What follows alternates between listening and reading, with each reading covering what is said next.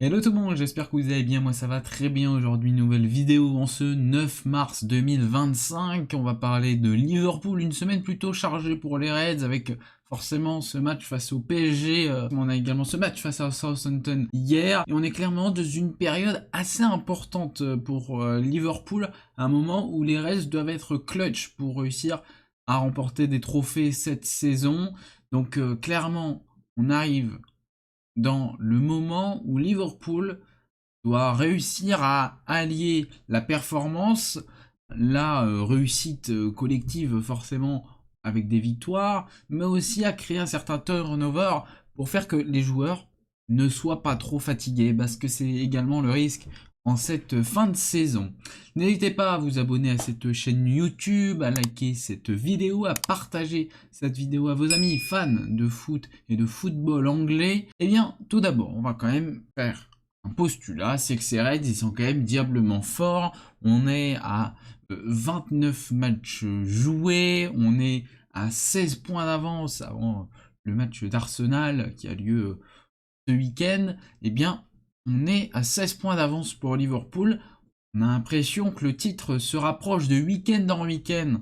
Ça se rapproche avec Liverpool qui a certes eu un mois février assez compliqué quand on regarde un petit peu les matchs. On a forcément cette défaite en FA Cup face à Plymouth avec une équipe assez remaniée qui fait un petit peu tâche forcément, mais vous avez un but encaissé face à Wolverhampton. Vous avez eu le match contre Villa qui a été assez compliqué.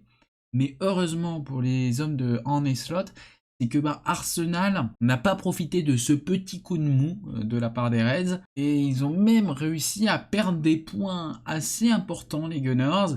Et Liverpool a tout de suite capitalisé là-dessus. Victoire face à Manchester City. Dans un match où Liverpool a joué la carte de la gestion. Clairement, en regardant les stats, on voit un City un peu dominateur. Et c'est finalement Liverpool qui gagne parce que City n'était pas bon devant le but et le milieu de terrain de City se faisait quand même relativement manger par Szoboszlai, Gravenberch, McAllister. On avait eu pendant ce petit coup de mou du mois de février un Gravenberch qui était un petit peu en dessous. Par contre, on a un Szoboszlai qui vraiment a pris de l'épaisseur et qui est vraiment très très fort en cette année 2025, vraiment depuis janvier. Je trouve qu'il a passé un cap. On a McAllister toujours aussi fort, hein. Il est toujours présent. L'Argentin, il est vraiment très très fort. Et forcément, vous avez aussi Gakpo qui a eu une petite blessure et qui enchaîne quand même les matchs ratés ces dernières semaines, où clairement on ressent une différence des matchs où il y a Gakpo et il n'y a pas Gakpo, je trouve, dans l'animation offensive. Forcément, vous avez un Salah toujours impérial, 2 buts face à Southampton hier, certes sur penalty, quand même 27 buts pour Salah cette saison. Aujourd'hui, Liverpool est la meilleure attaque d'Angleterre. Donc en termes de buts, la meilleure attaque en termes de tirs. On a des expected goals autour de 2,36 pour Liverpool. Et bien sûr, vous avez du Trent qui a 10 passes décisives.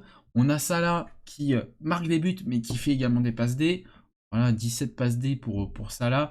Clairement, on est sur une saison stratosphérique de l'Égyptien. En plus, il y a des records un petit peu personnels où il monte un petit peu dans le classement des meilleurs buteurs de l'histoire de la Première Ligue, dans le classement de meilleurs buteurs de l'histoire de Liverpool, il commence de plus en plus à se rapprocher de la deuxième place. Au niveau de son palmarès individuel, on a quand même un record qui a été battu hier, où Salah a marqué plus de buts à Anfield que Wayne Rooney du côté d'Old Trafford.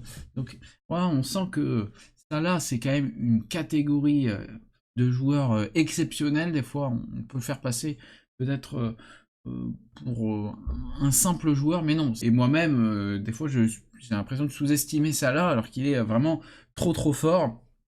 Et forcément, il nous aide. Certes, il y a des matchs où il est un peu plus transparent, notamment face au match du PSG cette semaine. Bon, oui, c'était un petit peu compliqué pour Mohamed Salah, mais c'est la prestation collective qui était très décevante. Voilà, on avait Alisson qui était au-dessus de tout, vraiment trop trop fort. Alisson Becker sur ce match. Alisson, ça repose la question de comment on va faire du côté de Liverpool cet été. Vous avez Alisson qui est un très très bon gardien, vous avez Keller et vous avez Mamerchbaili qui arrive. Et on va forcément se séparer de un des deux, voire de deux, quoi. Donc, ouais, c'est assez triste. Ensuite, clairement, on a aussi une défense qui est très costaud. Et cette défense milieu de terrain, c'est vraiment aussi une force du côté de Liverpool. Et on l'a bien vu dans le match face à Newcastle, où clairement Newcastle, où il n'y avait pas Isaac, et ben cette équipe de Newcastle a eu beaucoup de mal. Et forcément, cette défense et le milieu de terrain de Liverpool a réussi à annihiler vraiment cette équipe de Newcastle qui n'a pas vu le jour, parce qu'il leur manquait aussi leur artificier en attaque, mais justement, ils ont éteint complètement cette équipe de Newcastle. Liverpool qui va retrouver Newcastle la semaine prochaine pour la finale de Carabao, où il n'y aura donc pas Anthony Gordon, qui est suspendu, et il n'y aura pas Lewis Hall. Il y aura bien évidemment Isaac, Guimaraes, mais voilà, ça montre bien que il y a quand même deux éléments en moins importants du côté de Newcastle. Ça va être un match intéressant à suivre. Je pense que Liverpool va l'emporter, mais sur un match, on peut toujours avoir des surprises. Ça va être très intéressant à suivre. Et est-ce que ça va être le premier trophée de l'ère slot? Bien évidemment, on en reparlera très rapidement sur cette chaîne, car on est dans le moment fatidique de la saison de Liverpool. Il ne faut pas perdre de points en PL pour essayer de s'assurer le plus vite possible le titre, essayer de remporter ce premier trophée de la saison avec cette Carabao. Et puis, bien évidemment, on a la Ligue des Champions, où vous gagnez avec un peu de chance et de réussite ce match face au PSG grâce à un but de Harvey Elliott, où clairement, ouais, c'est à la fatigue, hein, c'est à l'usure clairement que Liverpool a gagné, où clairement sur le côté, Nuno Mendes était un petit peu fatigué, et clairement à la fin, il suivait plus du tout des yeux Harvey Elliott, du moins son côté, et Harvey Elliott a réussi à se faufiler, et donc but. Mais cette équipe de Liverpool, bah, on peut voir qu'il y avait des joueurs qui n'étaient vraiment pas dans le coup. Notamment Jota, où c'était très difficile pour Jota. Et c'est vrai que ça fait quelques semaines où je trouve que c'est assez difficile pour Jota quand il joue. On a Luis Diaz qui avait très très bien commencé cette saison. Il y a eu un petit pépin physique, je crois c'était en octobre-novembre, par là il me semble, si je dis plus pas de bêtises.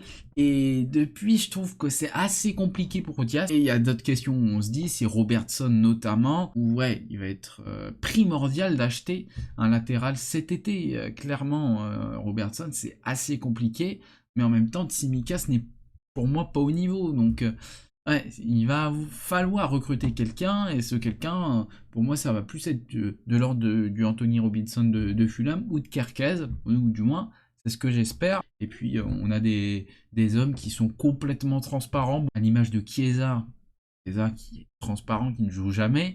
On a quelqu'un qui est sorti un petit peu de l'ombre derrière, bah, c'est Endo qui gagne un petit peu de temps de jeu. On a Kansa qui a eu un peu de minutes, car Trent était pas très fit à un moment, du coup Bradley l'a remplacé, mais Bradley s'est blessé, du coup quand ça a eu un petit peu de minutes à aussi venir en fin de match pour pouvoir remplacer un petit peu Konaté ou Trent.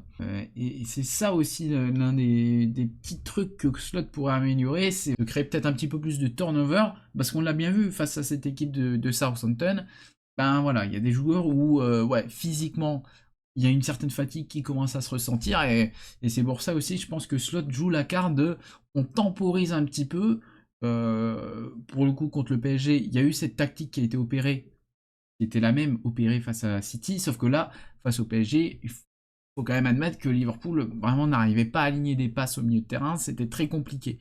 Mais pour le coup, oui, il y avait une certaine tactique de bon, on temporise un peu, mais il faut quand même jouer un minimum. Et par exemple là, face à Southampton, c'est en deuxième période que tout s'est débloqué, parce que Liverpool décide de jouer. Le mois de mars, d'avril vont être primordial. Car dans les prochaines semaines, on a quoi? Bon, on a le PSG forcément, il faut assurer la qualif 1-0 du côté d'Anfield. Je pense que ça va le faire, ça va pas du tout être le même match, parce que là je pense que Liverpool va vouloir jouer, le PSG va vouloir jouer, c'est un match un petit peu plus ouvert. Ensuite, vous avez forcément ce match face à Newcastle en finale de Carabao Cup. Je pense que Slot va vouloir gagner à tout prix ce trophée. Et ensuite, vous commencez le mois d'avril avec Everton à domicile. Vous avez Fulham à l'extérieur. Vous avez West Ham à domicile. puis Leicester à l'extérieur, et vous terminez par Tottenham à domicile pour ce mois d'avril. Et clairement, c'est hammer time, comme dirait Peter Bonington à Lewis Hamilton. C'est le moment d'enfoncer le clou et de soulever ce titre de Première Ligue, car la fin de saison, c'est Chelsea, c'est du Arsenal, c'est du Brighton, et vous terminez la saison du côté de Palace. Les derniers matchs sont pas forcément évidents.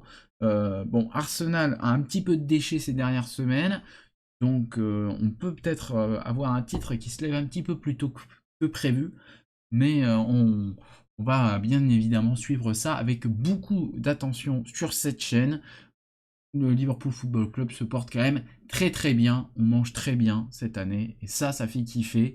J'espère que cette vidéo vous a plu. Nous on se retrouve la semaine prochaine pour une prochaine vidéo. Avant, n'hésitez pas à vous abonner à cette chaîne YouTube, à liker cette vidéo, à partager cette vidéo à vos amis fans de foot et de football anglais. On est dans l'objectif d'atteindre les 700 abonnés, et je vous connais, on va les atteindre assez rapidement, donc on peut déjà se lancer sur la route des 800, et bien évidemment, n'hésitez pas à me faire vos retours dans les commentaires sur la situation de Liverpool et ce qui va se passer dans les prochaines semaines. Allez, à la semaine prochaine tout le monde. Goodbye.